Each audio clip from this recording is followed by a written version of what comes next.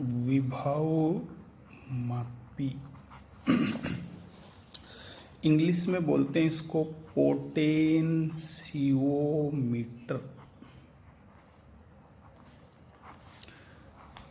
विभव मापी या पोटेंशियोमीटर, देखो नाम से पता है बच्चों, विभव मापी। विभव या मैं यूं कह दूं विभवांतर, या यूं कह दूं विद्युत वाहक बल, एक ही मीनिंग है। इनको मापने का उपकरण है। विभव मापी किन्हीं दो बिंदुओं के बीच विभवांतर या अज्ञात विद्युत वाहक बल मापने की युक्ति है। कैसे नापती है? जब ये विभवांतर नापती है दो बिंदुओं के बीच, तो ये परिपथ से कोई धारा ग्रहण नहीं करती है। उस स्थिति में जो इसमें आप धारा मापी लगाओगे ना, उसमें धारा का मान कितना रहता है? 0। जब धारा 0 होती है ना, तो इसे बोलते हैं अविक्षेप स्थिति। 0 पर जब धारा मापी, मैंने आपको सिखाया बेटा, धारा मापी ऐसे होती है वोल्ट मीटर एमीटर की तरह ही, लेकिन यहाँ बीच में इसके 0 होता है। अब इसकी सुई जब इस 0 पे होती है ना, तो हम इसको शून्य विक्षेप कहते हैं या अविक्षेप स्थिति कहते हैं। तो इसकी क्या खासियत है कि जब ये बच्चों क्या नापती है? विभवांतर या विद्युत वाहक बल, तो इसका सुई है ना 0 पर रहती है। इसको हम कहते हैं अविक्षेप स्थिति। कौन सी है? अविक्षेप स्थिति। अब हम कहते हैं कि सर ये विभव मापने का या विभवांतर मापने का उपकरण तो आपके पास वोल्ट मीटर भी है, फिर आप इस विभव मापी को क्यों काम में लेते हो? हम इसलिए काम में लेते हैं कि विभव मापी है ना, जब पाठ्यांक देती है तो परिपथ की कोई धारा नहीं लेती है, जबकि वोल्ट मीटर पाठ्यांक देता है ना, तो परिपथ की कुछ धारा ले लेता है और शेष धारा के कारण है ना विभवांतर मापता है, जो गलत पाठ्यांक होता है। कैसे? देखो बेटा, जैसे माना ये एक प्रतिरोध तार है, इसमें आप आई धारा प्रवाहित कर रहे हो, ये दो इसके टर्मिनल, ये इसका आर है, तो इसमें ए और बी के बीच में विभवांतर कितना होना चाहिए रियल में? ओम के नियम से आई आर। ये मान नापना चाहिए वोल्ट मीटर को। अब वोल्ट मीटर नापता क्या है? वोल्ट मीटर सदैव है ना बेटा समांतर क्रम में लगाते हैं। ये माना मैंने वोल्ट मीटर लगा दिया, ये इसका प्लस है, ये इसका माइनस। अब वोल्ट मीटर इस आई धारा में से कुछ धारा है ना ले लेता है। जब ये धारा इसमें जाती है ना, तभी इसकी सुई हिलती है, नहीं तो नहीं हिलती। तो अब इस प्रतिरोध में कितनी धारा गई देखो आप, आई में से ये घटाओ, कौन सा? I dash. तो अब ये कितना नापेगा voltmeter? I minus I dash into R. जबकि एक्चुअल मान क्या है? ये, और नाप रहा क्या है? ये धारा घट गई ना अब। हाँ, ये आई डैश तो 0 हो जाए, तब तो फिर ये 0 हो गई, तो आई गुणा आर होगी, है ना। लेकिन आई डैश 0 हो नहीं सकती, इसलिए वोल्ट मीटर है ना अशुद्ध पाठ्यांक देता है। अब हम विभव मापी को कहते हैं कि भाई आप नाप दो, तो ये बेटा वो ही हमने लगा लिया। यहाँ पर ये ए है, ये बी है, ये आर है, ये इसमें बह रही है आई, ये यहाँ पर हमने विभव मापी लगा दी। विभव मापी थोड़ा बड़ा उपकरण है ना, तो हम इसको ऐसे 2 टर्मिनल लगा के और यहाँ लिख देते हैं विभव मापी। अब हम विभव मापी को कहते हैं आप धारा ले लो। कहती सर मैं जब पाठ्यांक देती हूँ ना तो धारा नहीं लेती, तो फिर इसका मतलब सारी की सारी धारा किस में गई? इसमें गई। तो ये कितनी नापेगा? IR, जबकि वास्तविक मान भी कितना है IR। इसलिए विभवमापी का पाठ्यांक क्या होता है बच्चों? शुद्ध पाठ्यांक। अच्छा, एक और बात है, जब ये धारा नहीं ले रहा है तो इसका मतलब इसका R क्या है? लगभग बराबर इन्फिनिटी। भाई क्या नियम है हमारे यहाँ पर? प्रतिरोध का मान जब अधिक होता है तो धारा कम बहती है, और प्रतिरोध आपने अनंत कर दिया तो धारा क्या बहेगी? शून्य। तो ये धारा शून्य तो बह रही है। इसका मतलब विभव मापी है ना, किसका काम करता है? अनंत प्रतिरोध के उपकरण का कार्य करता है।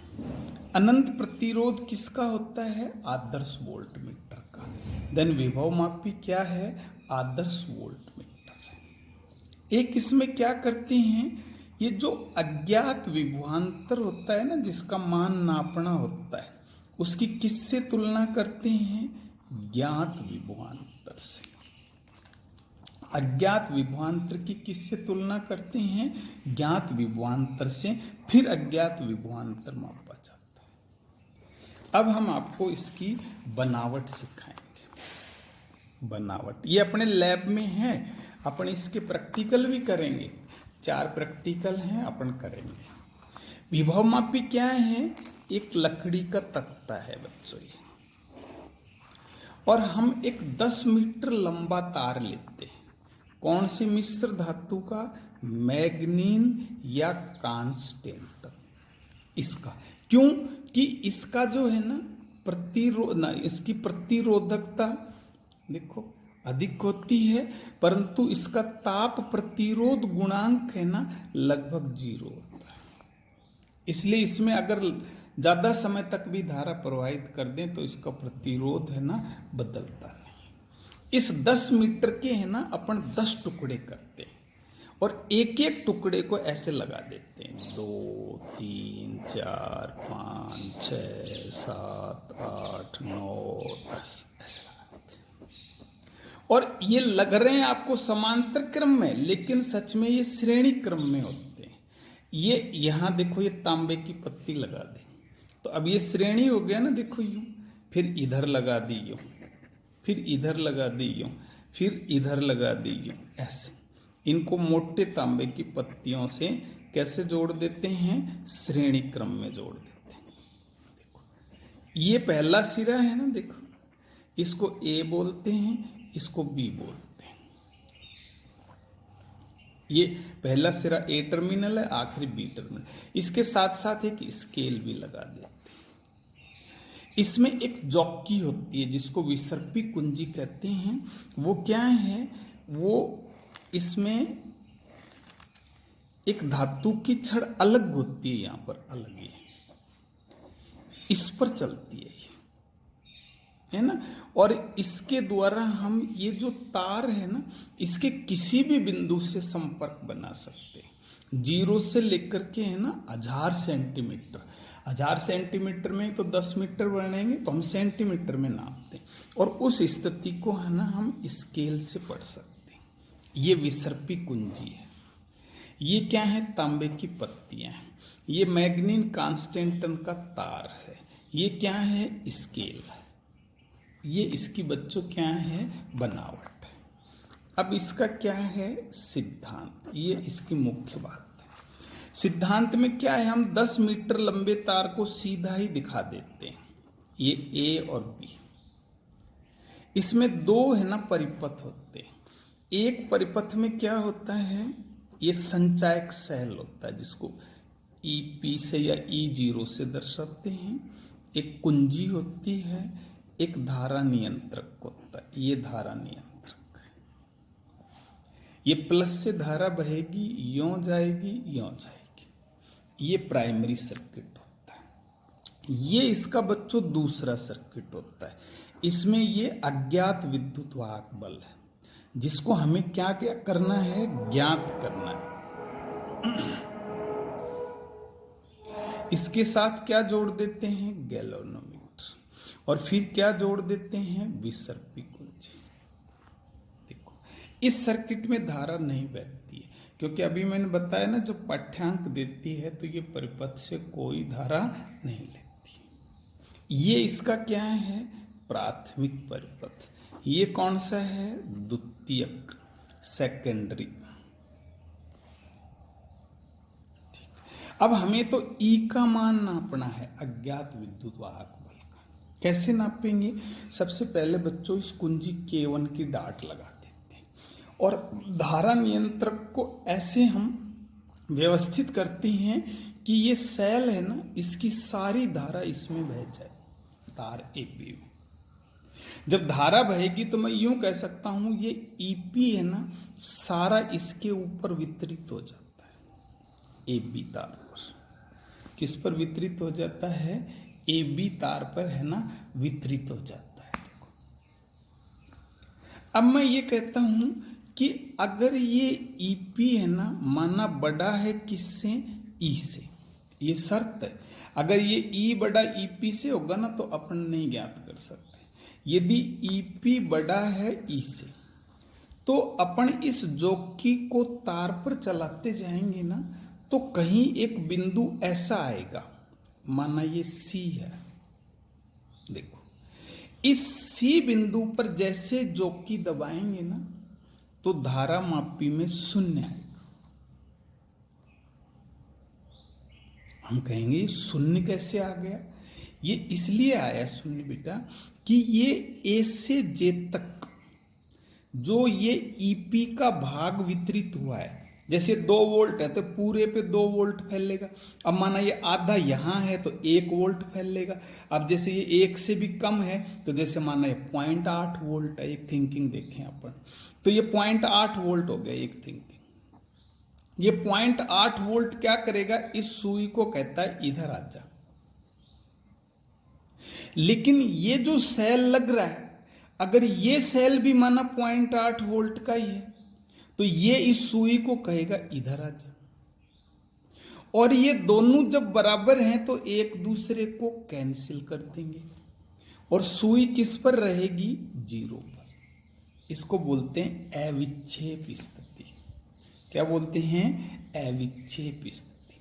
तो C बिंदु पर अविक्षेप या शून्य विक्षेप कब आएगा, कि जब AC A और C के बीच जो इसका EP का विभव पतन हो रहा है, मतलब इसका कुछ हिस्सा जो इस पर फैल रहा है, वो यदि E के बराबर हो जाएगा इस सेल के अज्ञात के, तो सुई कहां पर आ जाएगी बेटा, 0 पर आ जाएगी, शून्य विक्षेप की स्थिति में आ जाएगी। अगर इस तार का अनुप्रस्थ काट क्षेत्रफल समान है और इसका प्रतिरोध भी यदि नियत रहता है तो मैं यूं कह सकता हूं ये VAB है ना, A और B के बीच में जो विभवांतर है वो समानुपाती किसके होता है, तार की लंबाई के। किसके समानुपाती है, तार की लंबाई के।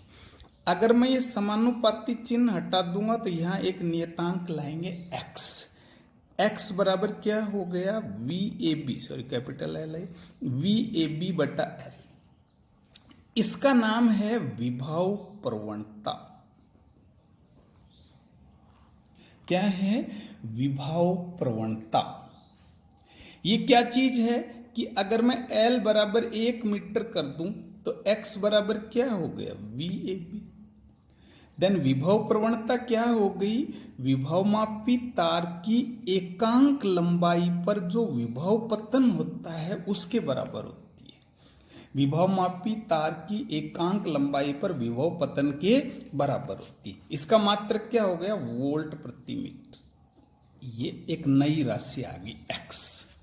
अब अपने को यदि VAB नहीं पता है, लेकिन यदि I का तार में कितनी धारा बह रही है उसका मान पता है, तार का प्रतिरोध माना R है, तो अपन VAB बराबर क्या लिख सकते हैं, IR। देन x बराबर क्या हो गया, IR बटा L। ये सेकंड है। ये विभव प्रवणता ज्ञात करने का बच्चों क्या है, दूसरा सूत्र है। अगर अपने को ये भी नहीं पता है तो अपन ने एक सूत्र पढ़ा है, R बराबर रो L अपॉन A, और R के नीचे L कर दें तो ये रो अपॉन A हो गया। देन x बराबर क्या हो गया, देखो बेटा, I रो अपॉन A। ये तीसरी बात है। अगर अपने को प्रतिरोध भी नहीं दे रखा है तो अपन विशिष्ट प्रतिरोध के पदों में क्या निकाल सकते हैं, x। तो ये x निकालने के 3 फार्मूले हो गए, किसी एक से भी निकाल सकते। जब यदि बेटा अपने को x पता लग जाए, है ना, और इसकी जो संतुलित लंबाई माना ये l है, ये पता लग जाए, तो हम क्या लिख सकते हैं, VAC बराबर क्या है, XL। ये विभव पतन हो गया। अब मैं कहता हूं कि अगर धारामापी शून्य विक्षेप पर है तो ये VAC ही किसके बराबर होगा, E के। यही इसका क्या है बच्चों, सिद्धांत है। कि सीधी बात है कि आप तो धारामापी में शून्य विक्षेप ले आओ जॉकी को चला करके, जहां शून्य विक्षेप आ गया वहां तक का विभव पतन ज्ञात कर लो, इसका सूत्र है ये। और ये विभव पतन ही किसके बराबर होगा, E के बराबर होगा। ये जो L है ना, इसका नाम क्या है, संतुलित लंबाई, और इसका नाम क्या है, विभव प्रवणता। और इसके कितने सूत्र अभी सिखाए मैंने, 3, किसी एक से भी आप निकाल सकते हो। इस प्रकार से आप अज्ञात विद्युत वाहक बल का मान ज्ञात कर सकते हो।